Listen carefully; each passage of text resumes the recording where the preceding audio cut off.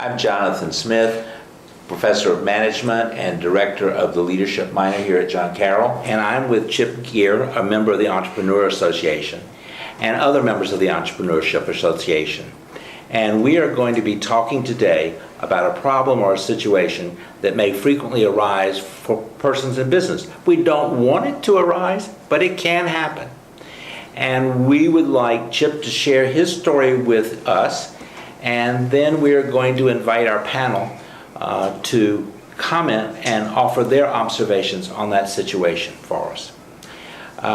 Before we do that, I will ask the Chip to introduce himself and tell us about his company, what it does, and then I'll ask the other members of the Entrepreneurship Association to also do the same. Chip? I'm Chip Gear, owner of the Technology House, a additive manufacturing, rapid prototyping, product development company in Solon, Ohio. I'm Robert Valenti, founder and president of RAV Financial Services. I'm an investment financial planning firm here in town. We do only fee-based financial planning. Kevin Weidinger, I'm the president and CEO of a variety of distribution companies in fasteners as well as real estate. Good morning, I'm Clark Rose, former owner and president of the S. Rose Company, a three-generation, 100-year-old business. Hi, I'm Leanne Howard. I'm with Howard & O'Brien Associates. We are a retained executive search firm. Okay, thank you everyone for joining us. As you can see, we have a diverse panel here with us with very different backgrounds. Chip, to begin, would you tell us your story, what went on in your company that brought us to our discussion today? I started my company in 1996. Started with the purchase of one sterile lithography machine, which at the time was the very beginning stages of the rapid prototyping additive manufacturing revolution. One machine, one SGI computer, 3 employees, and we started it. And then every year after that, until 2008, we grew. The number of employees grew, the volume of work grew, and the number of machines grew. So probably by 2008, which was a record year for us, we were up to about 35 employees, and we had moved 3 times from a 5,000 to a 15,000 to a 35,000 square foot building. So life was pretty good.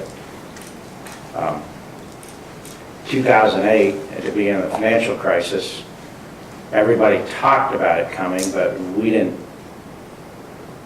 We worried about it, but our customers were folks like GE Healthcare, Philips, other large companies, and they said, don't worry, we have orders out till 2016 and beyond. So even if it does slow down, we have orders. So you felt pretty good. We felt pretty good. We felt like we would be immune to whatever happened.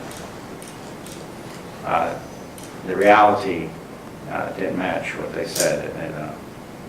It turned out that the slowdown in 08, 09, especially 09, affected everybody. And it hit us, it hit a lot of people hard, it hit us very hard. And that's probably what we're here to talk about. Yes, we are here to talk about that. When you say slow down, what are you meaning? Well, what happened to us is these orders they had out till 2016 and beyond, everyone was going to order from canceled, delayed, pushed out their orders, and with the big companies that are our biggest customers, we had an agreement in place that if they canceled an order, we would get paid for time and material, work in progress. So that's not an ideal situation, but we thought, oh, that's good. But what we didn't realize is they didn't cancel any orders. They pushed out. And our first real indication of big problems came with our largest customer took an order that we were getting it ready to ship using a lot of overtime because it had to be out by the end of March in 2009. And I think on March 30th, they pushed it out till October 31st. Immediately picked up the phone, said, you can't do that. They said, yes, we can. And we are. And they did. So we had their order. And in quick order, pretty much all of our major customers started pushing out orders. Very few of them canceled orders. They pushed them out. So initially we're thinking, we had a nice line of credit. we're thinking, okay, let's see how this plays out and what we can do. And we came to realize pretty fast that we were into some uncharted territory here that was going to affect us in a not nice way. What was the first sign of trouble with that line of credit? No sign of trouble really on the line of credit. We drew it down. The banks, fortunately, I think, follow about a quarter behind because they, you provide them numbers quarterly. And looking back at it, before I learned what I need to now is banks have always followed a set of ratios and numbers, and in the growth phase, the banks are, before 2008, the banks were offering me money every year that, to grow, which we took what we needed, but it was never, I don't ever remember providing them anything except my current numbers, and they handed me the papers, we signed, took the loan, and that's how we grew. And now they're talking about ratios and things, and this all really occurred at the end of June, middle of July is when they get the numbers. So the first real sign of problems from the banking side of the point was middle of July, which incidentally, we turned the corner by then. We could start to see the light at the end of the tunnel. We developed new customers. We knew we had the orders that were going to be taken. So the very frustrating point of it is we were making the turn, and trying to explain that to the bank was a banks look back in the past. And so that was sign of trouble. Sign of trouble was when The bank was nice about it in June when they got the numbers. I've got to give them credit for that. I'd had them since I started the company. But they said, we'd like you to find another bank. And we won't pay a penalty for transferring your loans over. And the things that were on the sheet, they said, we'll waive those, but you need to go find another bank. And so they gave me about a 6-week lead time to find someone that would pick up and make this problem go away for them, which wasn't a problem, but they didn't realize that. In our panel, in your experiences, what would you say about this?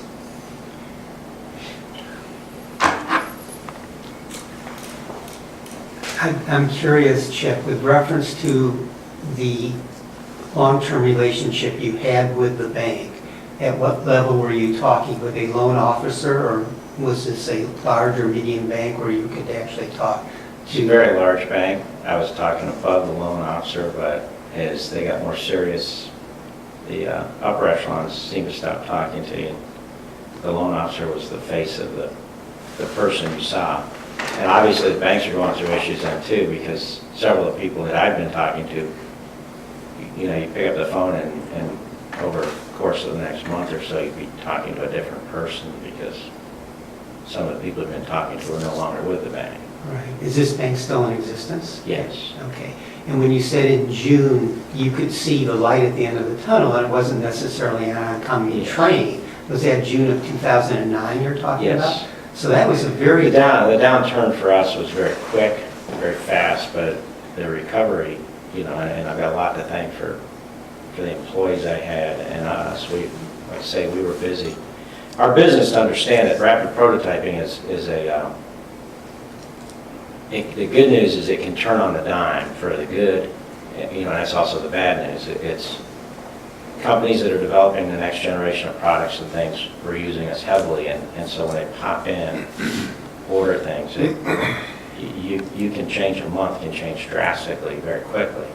The production side, which we started up, was the steady, long-term, puts food on the table, but in the crisis, the prototyping took that position, and we had to scramble. Right.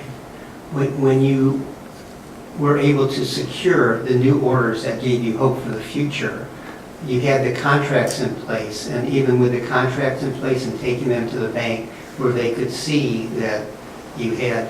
We had purchase orders, no contracts. Once again, rapid prototyping is a non-contract business. It's they come in, they order, they give you a purchase order, and you go. So the banks see that, and even with the contracts, even our long-term folks today are not truly contacts. It's a forecast with an open purchase order, but they're only on the hook for what they release during the course of the year.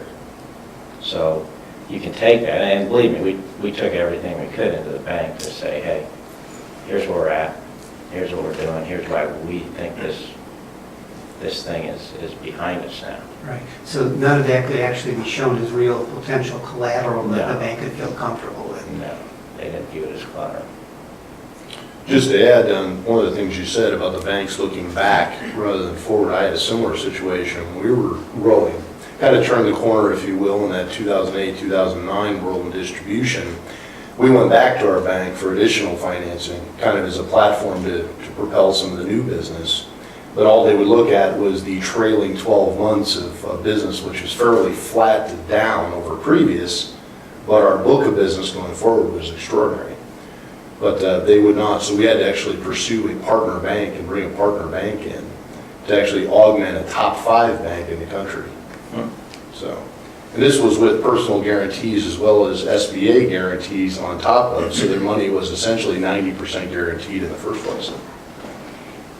So, Chip, the large accounts that you've had who pushed the orders out, did you have pretty much of an exclusive relationship with any of them that they felt you were a partner that they needed in the future and that you could go to them as a potential source of funding?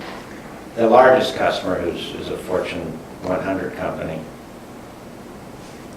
in the year after, in 2010, when we went to, they didn't have the supplier conference in 2009. In 2010, I remember sitting at the supplier conference, and the fellow leading it stood up and said, we put 17% of our vendors out of business last year. And we're sorry for that, because now we're having to scramble to find vendors. Right. So I think maybe they learned their lesson, not that they did anything about it, but now several years later, I don't feel there's much difference in what they were changing to be. They're back to where they were again. Right. In what way that it doesn't matter about the relationship, it's more about them trying to hit their numbers? We're partners, they Okay. tell us. And Partners when it's on their terms. every year they send a team in the fall generally, and it's always 3 newly minted MBAs in suits. They come in and talk to us about partnership, and how the way a partnership works is we all make money together. And as the conversation goes on, they always come out with a list of parts that they previewed and had experts look at and say, even though we were the low bidder to get all these parts of mini bidders, they bring out the list of parts, and our experts say, this part you're charging us $30 for, our expert says should be $22. Wow. And our comment has always been, and still is then have your expert either start a company and make them for 22, or go out and rebid them. But our price is our price. And they say, well, if you're going to maintain that position, you won't get any new work from us. We learned to say thank you and have them leave. And also in my company, our sales group is incentivized not to let anyone become more than 22% of our work, because I feel anything above 25% of you lose that. Losing to 22% would be hard, but in my mind, survivable. You lose someone that's a quarter of your business suddenly, it could be catastrophic. So when someone's getting big, it's okay for him to keep getting bigger. It's just the incentive is for the salespeople to grow everybody else to grow the whole company. Were you in a situation where your major customers, you had too many, too much invested in too few customers at that time? And No, in 2000, I think 2009 was a great equalizer. I've not come across any company that I've dealt with, in manufacturing that didn't feel the pain in 08, 09, and into 2010. So I think it was one of those episodes in the country that we all got to share this pain equally, and a lot of folks didn't survive.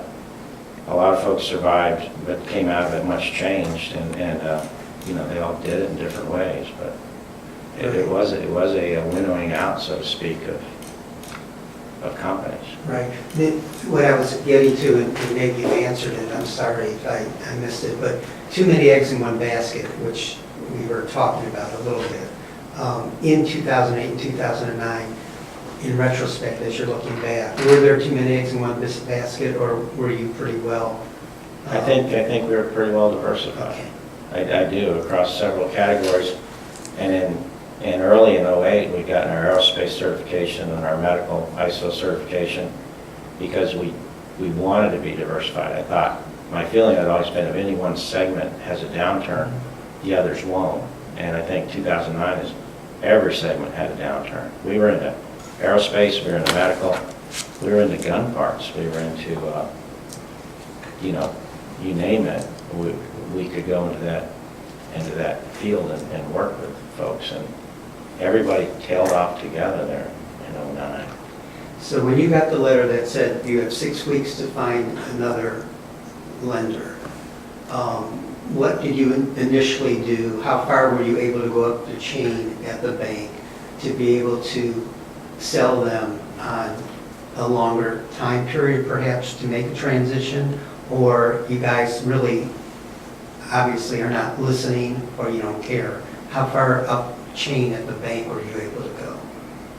Pretty high up. I got up to a regional president, and they said, this is the way it is, this is what's happening. And all the banks, pretty much universally, said their hands were tied, that they threw it all back on the government. Federal regulation. Federal regulations, that this is the way they had to play the game. And I picked up the phone and called several banks, and as you can imagine, a lot of banks weren't necessarily anxious to pick up new customers, especially when the previous bank was asking them to go. So what did you do while you were without your normal cash flow? I liquidated my 401k, my savings, everything we had over time had been a very frugal family, so we'd saved. I have 3 daughters, 2 are in a business, and one who was out in a financial company downtown. And it was amazing because they all liquidated their savings, and it was really a family affair. Everybody chipped in. I called friends and family. I didn't get anyone outside involved until we were pretty sure. It was all immediate family in the beginning. And when I knew we'd turned a corner and I could show it to people I knew and trusted, I shared with them. Not looking for money from them, but looking, okay, this doesn't work with this bank, what other avenue is out there? Because there's always money lenders, and you're going to pay. At some point, someone will loan you money for a future price or that. So, the power of networking, and if something comes out of this, I can't emphasize enough, networking is all important. And networking doesn't start when you're in trouble. Networking starts, I believe, and I tell people in talks, that the best time to network is all the time, but the really best time is when you're doing really well. It's network. And networking is not hi, how are you? It's get to know people, get to know their business, get to know their families, get to know all about them, and doing little things to help them, even when they don't need it. So later on, if there becomes an issue, they remember you with hopefully fondness, or hey, there's someone I want to help. Chip, from a philosophical perspective, you've probably been with the bank since the inception, and all of a sudden in 2009 they surprised you. What did you go through philosophically about anger issues, fear issues, been mistreated, you were abandoned, kind of thing? Well, what went through your mind, and how did you handle your response to all of that? I was pissed. Okay. Upset.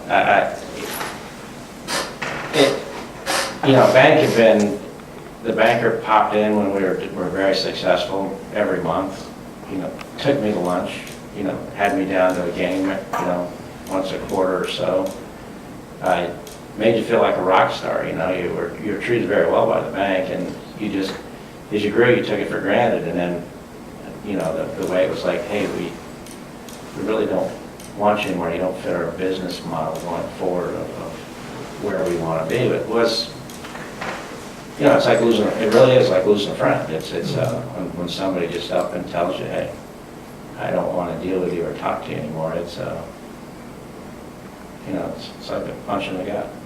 So they defined for you the new definition for partnership now. And they said they were your partners. You have a little different sense of what partnership really means going forward? Oh, yes.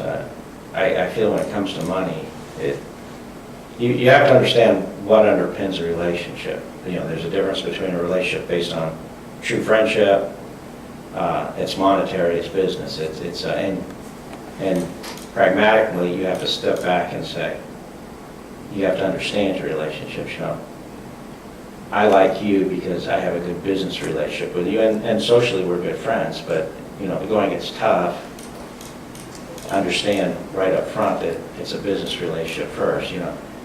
I go back to my childhood with, you know, we'd bleed for each other if we needed to, you know, and if this person's, you know, I need help, that's my lifeline. So there's different levels, even in networking, at different levels of friends. And I think going forward, you just have to really understand, even when you do business. Any bank I do business with now, it's a bank.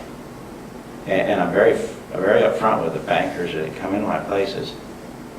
Your bank, you know, thank you for the umbrella you presented me, you know, for opening an account. I don't really need it. You know, it's, you know, you guys are just business for me, and you'll never be anything more than that. Right, so But when I you, will take cab tickets if you help. so when you used the term a few moments ago, referring to the bank as your friend, that's truly an oxymoron. It is. And so that was a major moment of enlightenment from a business entrepreneurial standpoint. You'll never look upon a bank again from a friendship standpoint, is what I'm hearing and what I'm No, understanding. I won't look at a bank as it's a business. Correct. It's a business friendship, and I'll always understand that. And it's always based on the money they loan me and my ability to repay it. And I think that's any business. Mhm. If they feel any different than that, then their banker's doing a really nice job snowing them. Right, so it's, yes. So the illusion obviously evaporated, and the lesson learned at that point was on a go-forward basis, you have a whole different perspective on what banks do and how they go about it. I mean, even though they were themselves in an existential situation, even when things are good and one would get in trouble again, they're still going to treat people pretty much the same way, even though they may not be under existential conditions.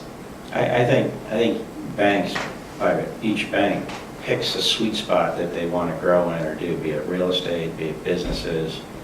And when they do that, you know, if you fall out of that sweet spot or something, then, you know, they'll keep you as a client as long as they're, you know, it's good business. But you're right, to a bank, it's business. In the end, it's business. What's interesting, during that period of time, you talked about how your family kind of came to collective rescue and redeem their 401ks, et cetera.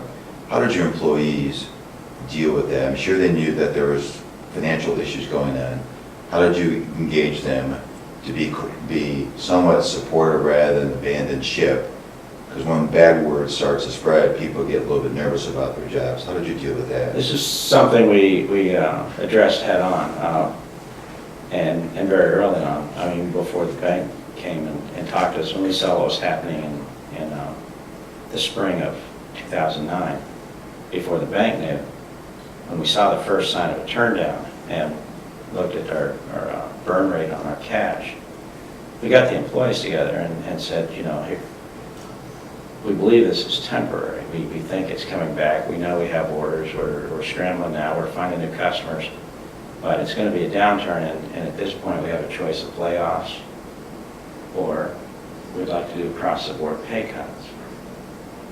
And we're actually going to let you guys vote on it. You won't know who gets laid off, but And we gave them the range of the percentage of pay cuts, and they were fairly significant. But the higher you're paid, the much bigger percentage of pay. I took far and away the largest pay cut, and you know, the lowest paid employees took a very small one, 5%. And also the promise that when business came back is I'd be the last one to, you know, everyone else would get their pay back before I did. And you shared that? I shared that information with them. So on the vote, I believe around 35 employees, and it seemed to me it was, of the votes we got back, it was a closed ballot, but, you know, there were like 25 for pay cuts and only 3 or 4 for layoffs, and then, you know, a couple of people don't turn in a ballot, but we had the vast majority voted. So we all took pay cuts. We did lose some people after that, not very many, but, you know, I think, you know, they weighed what they could do, or, you know, when the pay was cut, you know, they found other jobs, but we did what we could to save them. And it was because when the economy came back, I wanted to have all the muscle there. I didn't want to, if you're in a position to take advantage of the economy coming back, you know, you got a leg up on everybody else. So that's what we did. Chip, because this was, as you talked about, this is virgin territory, not only for you, but for so many of us during that you know, tsunami downturn. Did you have people who you went to who advised you how to deal with the employees, or was this all internally thought out and worked through? Because it sounds like, I mean, you were authentic, you were honest, you were candid, you were timely. Were you being coached through this, or was this something that... No, I wasn't being coached. I didn't know anybody in that field at the time that I could sit there and talk to. We'd always been very open with our employees. We have a monthly luncheon where we go over the previous month's numbers, how we're doing as a company, what the trends are, good or bad. We reward birthdays and employee of the month, and so I've always been very candid with people of where we stand and what we do as a company. So because of that authentic culture that you had established, there was a lot of credibility when you went forward in front of them, and that probably saved you from a quality employee retention standpoint, I would imagine. I think so. Over time, the employees that we have that stay a long time are very, very good and very candid, and my door's always open. We do have a chain of command like any company, and if someone comes in to talk to me, you know, the first question is, did you talk to your manager, especially as we grow? Did you talk to your manager about this, you know, have you gone the right way? But I let them talk and then, you know, give them guidance on where to proceed. But then from my position, I can always go pulse the situation and see how it is and what it stands. So, and, you know, I meet with the managers every week, you know, formally and many times informally. So I think we're a very, very good communicating company. Yeah. But how you treat people when things are bad also builds loyalty. Well, it does, and you know, it's, you know, that saying, you know, if we're going to survive, we're going to do it together, and if everybody believes and understands that, because it is true, then we do it together. And a lot of my employees came to me from large companies after they were laid off or right-sized or downsized, and where we haven't done that, you know, let's work through this together. And we lay out, you know, when you see a light at the end of the tunnel and you believe it's not a train, you lay it out to the employees why you see what the probability is, what we're doing, and when the salespeople make a good sale or bring in somebody, we call them project managers, you know, we, at the luncheon, you know, we applaud them because I tell the people that make the product, you know, if it weren't for these people, we'd all be sitting around not doing anything, and then the salespeople, project managers, if it weren't for these people back here making it, you know, and having the customer really like what we make. So I want everybody to celebrate each other. Turning back to the bank, just from a contingency planning, you talked about treating them more pragmatically, and understanding that they're bandwagon people, things are great, here's a bag full of money, here, do you want some more? But thinking about planning for a breakup next time, so it's not quite the shock on the front end from a contingency perspective. Have you given any thought to that? I know they have a bunch of ratios and whatnot, but sitting down with the banker on the front end of signing the relationship and say, what conditions would exist going forward that would make you come in and have a difficult conversation with me? Just so we're up front in the relationship. Have you done any thought, thinking on that subject? Yes, I've had that conversation, maybe not quite the way you put it, but asking the same question. I thought I understood accounting before. I understand accounting very well now. And my youngest daughter, who works downtown for a financial company, comes in once a quarter and educates me. Goes through the numbers with me and talks about this stuff. So, yes, and we track ratios. She's created a spreadsheet for me where I can literally track them day to day, but I also know the important, the quarter, the month, what's important and how to do it, and I've learned how to, all legally, but how to game the system, pulling in a sale, pushing out a sale, delaying a purchase. I now, know how the ratios Sure. operate. Would you advise other entrepreneurs, because you are implying you may have had an Achilles heel from an accounting standpoint, as well as you thought you understood it. You understand it a lot better now. I find many entrepreneurs who are rainmakers and say, I have accountants to handle this, Clark, and I have, bean counters within my organization, but I have found, to my chagrin, that I wasn't as deeply involved in the accounting as I should have been. And I paid for it in many ways as well over the years. And I had to learn the hard way, as you seem to also are acknowledging. You're much more sophisticated about that. So even with my legal background and my business background, there really was never a deep accounting background.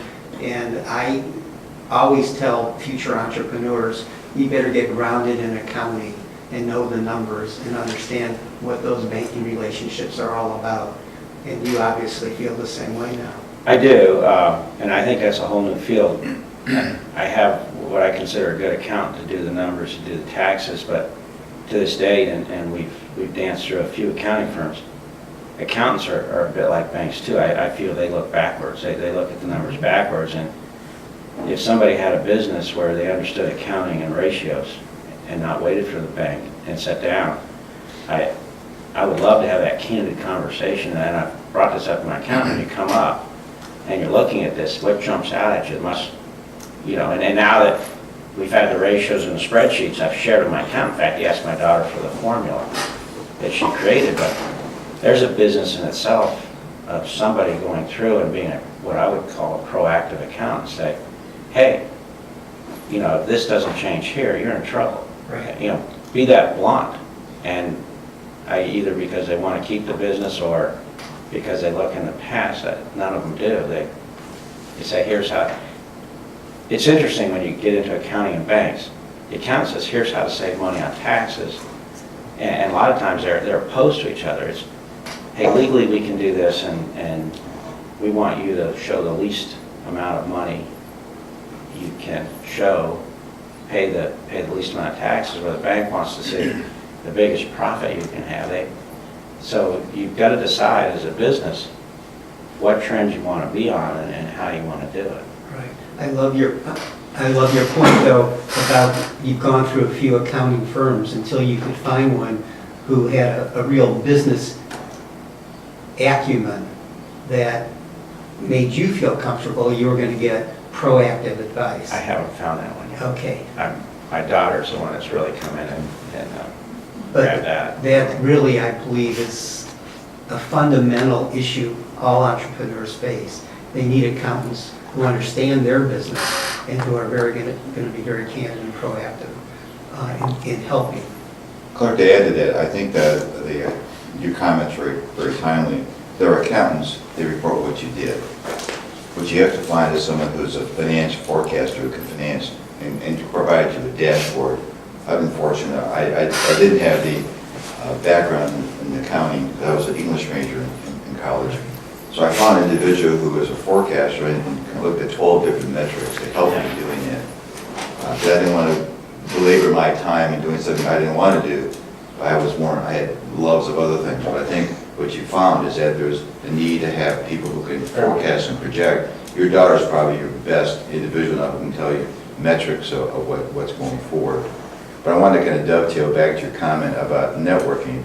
So even though you may have new financing arrangements today with a new institution, I'm sure you're still networking continually for that substitute bank or banker or source of money, aren't you? We are. You don't feel comfortable with- We had a bank step up and pick up the load in '09 from the bank that was going. And I met that bank through a friend of mine who said, this is my bank. And then it turned out to be a member of the group here. And once again, these guys stepped in. I give them well, they saved the business. They stepped in to go to the accounts, actually gave us more money to pay down machines, and we paid for it. I mean, you know, there's no free lunch, but what you appreciate is when you need it, somebody stepped up and filled the need. So we had a nice relationship with them for 5 years, and after '09, we started back on the growth curve again. And but we were always looking at banks, and when we made the latest big growth, we changed again. It was business. One correction, you saved the business, you and your family saved the business. A bank actually came in and supplied you the necessary resources, Chip, but you saved the business. Going back to kind of an interesting dialogue we've had here, I actually took a different route and actually hired my CPA as my CFO. He had worked with me for 13 years, and one of the things he said is he went from reporting the news to making the news. Because they recorded the news in the rearview mirror, much as the bankers we talked about look in the rearview mirror. He's now making the news. And one of the things I really appreciate about what he brought to the table is now he looks at businesses providing options to us to make decisions. And you talked about, hey, if I don't post as much profit and I write down some inventory or something along those lines, yes, I'm not going to look as attractive to my banks when it comes time to run the ratios. So it's that constant teeter-totter. But what I like now is now we're put forth some options, and I get to pick which door we go through, and then with the necessary risks and rewards that go through with each one of those doors. But that was a different route, and I've changed accounting firms a few times as well. And I draw the same parallels that they are like banks. The other thing I did is, much like you did when you diversified the business, and you have that minimum or maximum of 22% concentration, I've invited lots of banks in. So I don't do business with any one bank. So that way I always have a little bit of competition brewing in the banking world. So I'll have some piece of business with this bank, I'll have commercial real estate holdings with another bank. So everybody knows that there's multiple players inside, and then if they fall out of favor, we always have a contingency in place. It protects us on the rate side. It also just keeps everybody a little bit honest, so they know that essentially I don't have just one concentrated partnership in the banking world. You know, it's really interesting too, from the manufacturing versus the financial services sector.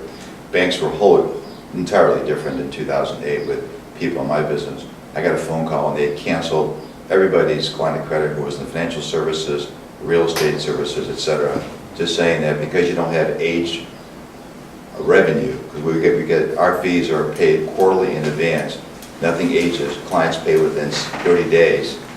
They said you have no equity, you have no collateral for loans going forward. They completely changed the metrics for us. So that there was a difference from manufacturing. I'm surprised that they were even as difficult with you because you had purchase orders. We had clients that were paying on annual contracts, but that they blamed the government at the same time too. So I think the message may be to all entrepreneurs.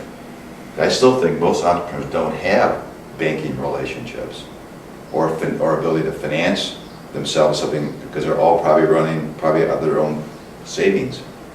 So I think the the story here probably is to have them begin to make application to multiple banks or one bank to kind of gain a partnership, but know that that partnership won't last very long. Because you have to keep on networking to continue growing with those banks who will grow with you, or those lender sources that will grow with you. Realize it's business. It's business, that's right. We had something different because we had a very small line of credit just to help us on taxes when that came due on a quarterly basis. And 2008 came and we were doing our best year ever. 2009 came and the wheels just fell off. We had one client go Chapter 7, another one go Chapter 11. So we started out the year significantly down, and it just continued for the next, we had a bunch of orders. We thought that we were going to get some business, and one, by April, all that business evaporated to, like $1.5 million to like 200,000. So it was just like, wow, this is really scary. And a lot of things happened. That year was probably one of my watershed years from a personal standpoint, with losing my mother unexpectedly. And I did the exact same thing. I was very honest with the population and unemployment. And in May I said, listen, we're not having a good year. So they all volunteered to take pay cuts, and even some of them came in individually and said, I'll take more of a cut, because they wanted to support some other people who had less resources. So it was amazing the teamwork that came together. And all of my employees are still with us. We don't have any turnover, but I think that loyalty during that time. And even then, on the outside, you had to pretend like everything was wonderful, so your clients didn't think that, oh, they're not going to be in business. On the inside, you were just churning, and your guts every morning are wrenching. But you'd get up and say, hey, it's been a little challenge, but it's great. And inside you're going, I'm so full of it. But you felt like you had to put that face forward to keep the business. And it was probably the worst year. We did the same thing. We took out our kids' college, and so now we're paying for it with cash. So we put all their college education in there and funded it. We took cuts, the owners took significant cuts, as much as the accountants would let us, and just kept it going. But we wanted the same thing that you said, is when we got strong again, we didn't want to have new people. We wanted all people that were very talented, because we knew that we could come out of the gates a lot stronger if we had people that knew what they were doing. And we did. And every year since, we keep having our best year ever. So, but never forget that it's the same thing, as you never forget that wheels could fall off any moment now. Right. Chip, I'm interested in the fact that in 2009, when things were really still very depressed in the economy, you indicated that you could see you were getting orders, you could see how you were going to be able to turn around. Did these orders come as a result of a lot of hard work and marketing and sales skills that preceded that, or did they just come like manna from heaven? No, it was hard work. It was working the phones harder than ever, getting out in front of the customer.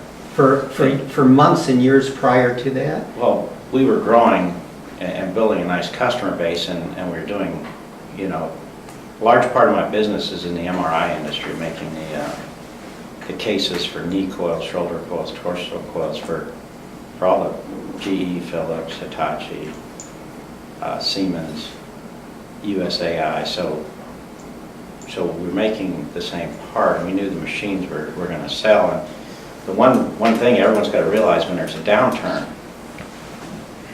the pendulum swings so far to the other side, people put off buying things they really need. So as soon as it starts to come back, it usually comes back very quickly. Parts of it do. And that's the important, keeping the right people, being in positions, and to give them more business at that time. We dropped our prices. You want to make cash flow. You offer them incentives to pay you, because the other thing that big guys did besides push out orders is they pushed out terms unilaterally. What do you say to GE when they say we're going from net 75 to net 120? Thank you. And it's not come back. Now they're pushing it on the smaller entrepreneurs. What I'm seeing is a lot of them are continuing those longer terms, and we become their bank. Well, we are their bank, and they don't make any bones about it. And the new thing they're trying to do is you ship your product to a neutral site, and for up to 6 months, and they don't start, their clock doesn't start ticking until they draw it from the neutral side. So if I go to my vendor and say, hey, I'm too small, or, my vendors tend to put me on cash up front or something like that. So, yeah, you've got to push hard, you've got to keep looking for customers, but you are building, what I have found with big companies, they are going to pay someday. And once in a normal situation where you're in a normal rotation, where you have the money coming in every month, the hard part's that first order. It's once it gets going, you've got cash coming in every month. Right, so you obviously, you had a very strong business, the fundamentals were in place, and you were diversified significantly so that if there was going to be any rain falling, you were going to capture it.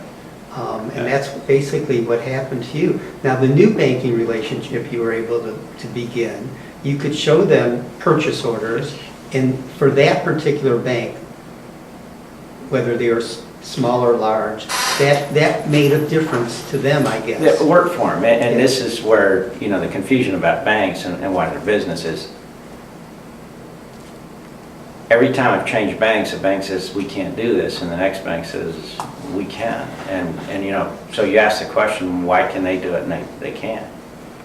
And in a relationship, when a new vendor comes in, or in this case, a new bank comes in and says, hey, we want your business and we can do this better than, we can save you X number of dollars, we can do this. If I have a good relationship with the vendor that's in danger of losing, and I go back and say, somebody's come in with a much better offer than yours, what can you do about it? I don't share the offer with them because I don't think that's ethical, but Right. I at least give them the opportunity to say, hey, here's what I can do, and when they say, nothing we can do, then you make the shift. So I don't understand all the banking rules and regulations, and apparently the banks don't, or like I say, they have a sweet spot. They want to go after manufacturing, they want to go after real estate, they have some area that they're better, or your relationship manager doesn't really understand your problem or how to read your numbers. Right, so maybe all banks aren't necessarily the same, and with Kevin's approach, having multiple parties invited, you can ultimately give yourself a greater chance for survival when push comes to shove. Yeah. One of the other things I'd add is the same thing that we do on a regular basis to diversify our business. We don't want too much concentration with any one customer group or even a segment, transportation for instance, versus oil and gas as a segment, just making sure there's balance. In the banking world is having that conversation with the bankers at a senior level. Say, where's your sweet spot these days? Where are your commercial loan officers focused? Because much like our portfolios as business people, they have a concentration, well, we've got too much commercial real estate. We're not really lending in the commercial real estate world. We're really focused on operations, financial services, and manufacturing. And I tend to have a pretty good business review with the bankers, and a lot of times it's me asking questions of the bankers. Where are you focusing your commercial lending right now? Where are you lending the most, in which segments are you lending? Because to me, it tells me where they're initially focusing at this point and what their appetite would be to lend more in those areas. So if they're focusing on manufacturing and you need additional resources, we know that that's a bank that's playing in manufacturing, whereas another bank may be focused on commercial real estate right now because their portfolio is soft in commercial real estate. It's also competitive intelligence. Because what you're doing is you talked about the networking. Anytime I'm out there, I'm always finding out about other people's businesses because that can help drive my business. If they see growth in one area or another, I may say, I need to focus over here. Or if they see a downturn somewhere else, I may not be able to get something in this particular area. So it's always looking at that network and also what you can learn from those. They're there to serve you. It's not just to give you money. And your accountant's the same way. It's not just give you looking backwards. But I think we don't always tap into the information that our service providers and the people that we pay to support us, we don't leverage as much information as we can get out of them. And it's because we don't ask that next question. And one of my favorite questions is, if you don't ask, the answer is no. But if you do ask, it could be yes or maybe. Right. And I think that that's the one thing that entrepreneurs are willing to ask a lot of times, is the question that other people are afraid to ask. And it takes courage and guts to do that. But at the same time, the results generally follow if you take that extra step, if you take that extra question, that one more type of approach. And I think that what you shared with us, Kevin, is really insightful from that standpoint, because it's No, always looking out there for the what if the tsunami comes again? Because nobody wants to go through that, but those that have survived it and have gotten stronger for it aren't going to be fools the next time, hopefully. But you gotta At least kiss- on the John Carroll Entrepreneur Association. But you gotta kiss a lot of frogs to find the prince, because you gotta find the right commercial Right. lender. Because there's a lot of young people, they rotate like in the nonprofit world, or constantly moving, that we don't know. You have to get to someone who really understands your business, but understands the fact that we understand they're gonna be there for a while too. So it's really a soul-searching mission that we have to do, in addition to everything else that we do as entrepreneurs. Well, Bob, that's a great point. And then when you make contact with the regional president, having lunch or going to the ballgame with the regional president is every bit as advantageous as you spending time with your VP of commercial lending. Yes. Because the regional president's going to tell you what does his mutual fund look like in terms of what his lenders are concentrating on, what Absolutely. areas of the business. That's the kind of conversation you want to have with the regional president. And a lot of times, all you have to do is ask. They'll tell you. And a lot of times they won't think twice about it because that's their strategic vision, No, where they're concentrating their resources. It's when I knew I was leaving for sure. Yeah. They're very, at that level, they're very straightforward. Right. Why they're doing what they're At doing. that point in time. But the mindset that I'm seeing, I mean, many entrepreneurs I know, are fearful of banks. And what Kevin has been talking about is it's really being very proactive in your approach to the banks in ways that I think is really a mind shift for most entrepreneurs. And, that's a fabulous lesson I think many people can learn from. But it takes time, and one of the things that the Entrepreneur Association, and being around other entrepreneurs, there's an organization called Winning Women that E&Y does, and they ask the question, are you working in your business or on your business? And I think a lot of times, we're so busy running our business that we don't do those proactive things, meeting with the bankers, meeting with our accountants, meeting with other people and doing the proactive, because we're so in the now. Leanne, like I said at the beginning, the relationship was so good, we were growing, that the bank was coming to me saying, what do you need? What else? Every year they gave us an equipment line of credit to buy more machines, because every year we paid off a loan, and you had your working line of credit. So, and at the end of the year, they'd give you several $100,000, and whatever you spent at the end of the year, they'd roll it into a 5-year equipment loan. So every year we had a loan ending and another loan starting, and as you grew, the loans got bigger. So at the time, I never thought to say, what is this based on? And reading the 27-page document in the fine print, and it really is fine print, and I've gotten very good at reading these things now. You do see buried on page 9 and then on page 21, there's if you don't meet this ratio, or if you don't do this, Right. we can call the loan. Right. They have the discretion, but they're covered every which way. So They are. I do have that because once again, I do see them as my vendor. They're supplying me something. I'm their customer. So, hey, I want to get this. I want to know what triggers. How does this work? What have I missed this? What numbers do you look at? Because another thing I learned about banks is on a quarter, your position with them on a down quarter can disintegrate a little bit. If you have a really good quarter, they can't go up. They can only go up at year end. Correct. So I can be having a record year every quarter, and it doesn't do anything for me except at year end. But if I have a down quarter, suddenly it can restrict what my loan value is, what my line of credit is, and you can't get it back on the next quarter unless it's a year end loan. So these are all things that they're not right out there telling you. No, they hide a lot of information that could help you make better decisions, and it is in that fine print. As an entrepreneur, you end up having to be an accountant, a lawyer, you have to have all these expertise, a salesperson, and if you don't get broad-based understanding, because you can go out to people and have that and pay them to do it, but if you don't understand that and get the basics down and get more advanced as you go through this process, you don't know to look on page 9 that this fine print says that they can call your loan, or that you're not looking proactively, or you have a tax bill due that you didn't know you had to pay a tax on.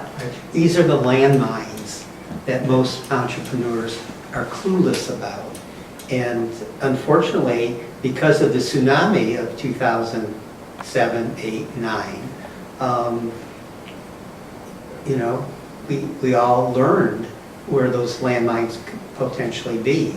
And it's a learning that should never be lost now, because we shouldn't be lulled into a false sense of security anymore, because you never know, especially, you hear economists all the time, this is a global economy, and quite frankly, no one knows what the hell's going on, I don't think. And so you never know, and all of a sudden that market's going to drop 1,000, 2,000 points. And, do you have your house in order, as you, I'm sure, have now, and Kevin seems to be very proactive about it. You manage the banks as opposed to the banks managing you, is what I'm hearing. And I think that's one hell of a lesson. Well, Clark, I'm also paranoid, and I think that's one of the things too, as an entrepreneur, most of us are paranoid. It's a healthy paranoia. One of the other things is too, is never overfly your runway. One of the philosophies I've tried to have too, and maybe it puts a governor on how fast we grow as a business, is I always want the ability to buy myself out of trouble if I can. So if something adverse happens and it's catastrophic, and it hits each one of my portfolio players that are producing cash, I like to have the ability to step back and say I could buy myself out of trouble if I had to. If two of my banks pulled back, can I still buy myself out of trouble? And it's a conversation I have with my wife on a fairly regular basis. And it's a tough conversation because it said, hey, listen, we're gonna have to sell these 2 houses, we're gonna have to do this, and we're gonna have to do that. But that'll get us out of all of the debt that we have established with our banks, and then we'll be free and clear and can choose the path forward at that point. And if you're in a situation, Kevin, where that is the end in mind, that you always know you can buy yourself out of trouble, and when you begin, that's what you're always striving for, that allows you to sleep at night, I would imagine, in a way that... Fairly well, it's still... It's a little harder said than done. Most entrepreneurs are starting a company, they've mortgaged everything. It's very difficult, yes. You're many years into your business before You get there. even in But that when you're at position. that point, you don't forget. Or you shouldn't forget, is what you're saying. You may never get there, but if you can get there, then we shouldn't forget that that's really where we should be going. As an extra security blanket. That resonates with me, whether it resonates with anyone else, I don't know. Well, we're talking about also is the fact that an entrepreneur sometimes can be really macho, male or female. They don't want their spouses to know what's going on. So I think the entrepreneur needs to know, and probably you've expressed this implicitly, I'm sure your family was very, very helpful to you. Some entrepreneurs bear the risk entirely. They don't want to tell even their family they're having difficulty. They may see signs at work, hide those signs, but then don't want to reveal it because they want to provide for their families. So I think that's a mindset that we need to help our entrepreneurs realize, that it's okay to divulge to your family what's going on when you see signs, but that takes a very tight relationship, spouse-wise, family-wise, et cetera, to go through their ordeal. Without that support, the family, I think, it would be a difficult ordeal to get through alone, whether banks are not around. Right, which you sound like you obviously have, which is a beautiful thing. I mean, it allowed you to get where you are today. It does. My wife can say no. They can, can't they? The one thing I think we forget sometimes as entrepreneurs is that managing your own finances, making sure you have your own resources, but that frugality, it's saving for that rainy day. That I think a lot of us made it through that because we did have those funds, because we weren't going to get them from a bank in a lot of cases, and we had to find it for something else. And that was one thing that we've always said, that we want 6 months of operating cash, so that if tomorrow no one paid us a dime, we could run for 6 months without having a problem. And that was just a number we set out when we first did it, never needed it. But all of a sudden in 2009, we certainly needed that and then some more. And that was the one thing of understanding that what you'd done, maybe denying yourself something in one area to save for that. I think smarter entrepreneurs, they're not living on the edge all the time. Now sometimes we do, but if you have to live on the edge, you're still conservative and frugal. And the ones that are more successful, you don't live way so far out that you're skating over your skis. I think you said the runway, the air don't go off your runway. Well, being a naval officer, I thought you might appreciate that. Yes, I was wondering if we were going to get that mentioned here. Don't overfly your runway. Being an Annapolis graduate, what do you attribute your military training and experience to? That'd be one metaphor. So we've had a wide-ranging conversation here, but if you had to identify what you would do differently in retrospect, Is there something? I mean, knowing what I know now, and I think we brought it out here, is I have a relationship with the bank, but I stay close to several. We happen to have a relationship with one bank. We did with several, one for real estate, but in this latest go-around with the new building, one bank came in and made an offer for the whole package. It was pretty good, so we're starting out with a new bank. Talk to people. If you don't want to change your accountant, get them in here and pull out your loan documents and have them go through the ratios with you. And if you can't do that, then no matter how close a friend he is, he probably needs to go away. And also, if you do and if you don't, I'd recommend you have these strategic planning groups where you involve your accountant, your banker, your close advisors. If you have a board of directors or board of advisors, get them in there, but make it more than a social thing. Really go through and get people around you that will tell you the emperor has no clothes. If the emperor has no clothes, you really need somebody to say, hey, we know where you want to go and what you want to do, but looking at this, you know, this wouldn't be wise right now for these reasons. Talk it out, find out. Because you got to where you were as an entrepreneur by doing things that other people said you couldn't. But you do need people to brainstorm it, to say, okay, if I can't do it this way, how can we do it? And how can we do it safely, or why do I think this is worth the risk?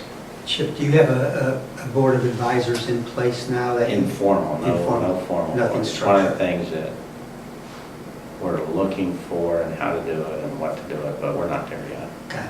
I can help.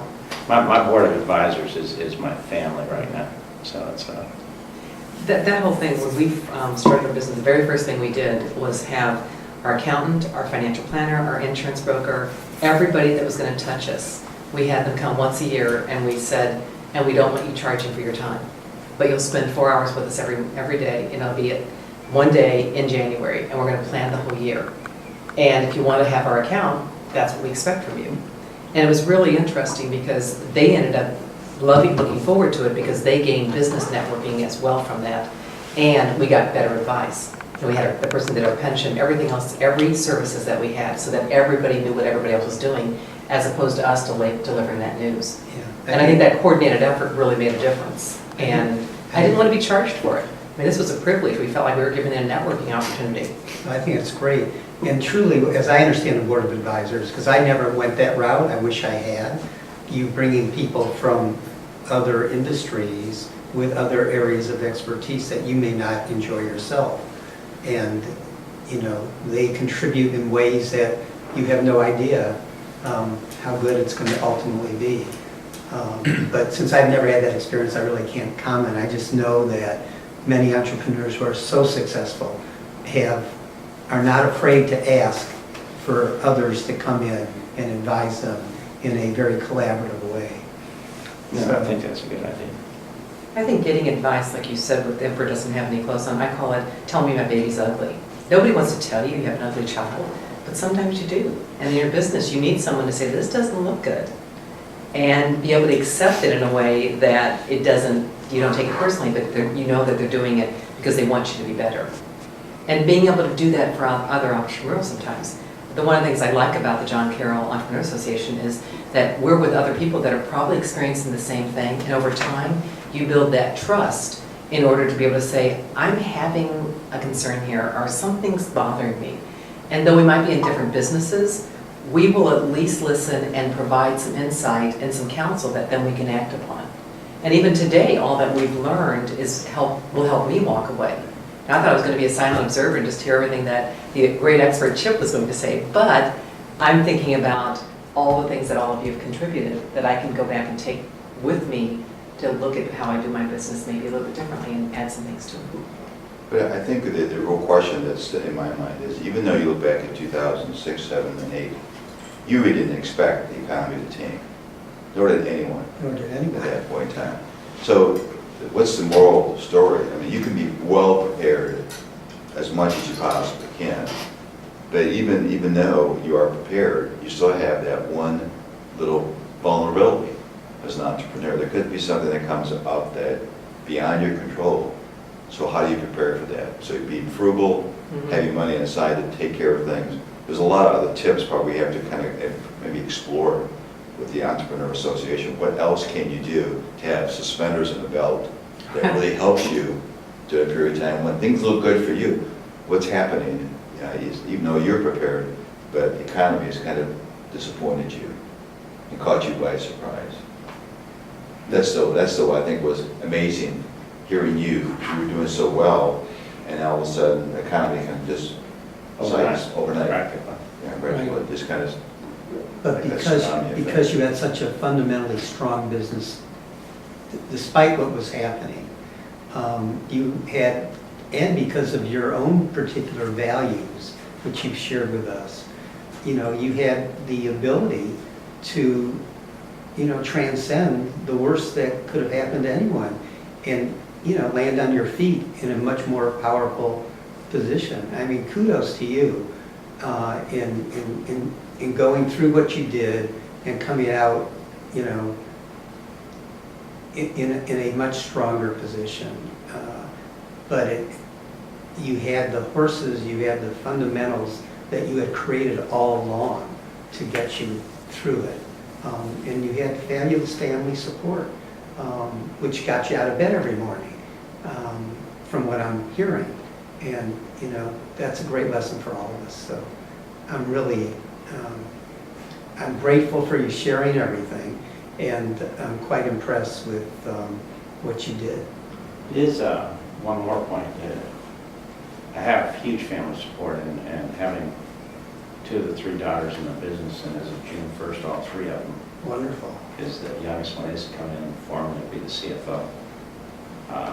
But there was a realization early on that we could have liquidated this thing, we could have stopped it, and my wife and I would have come out of this very nicely.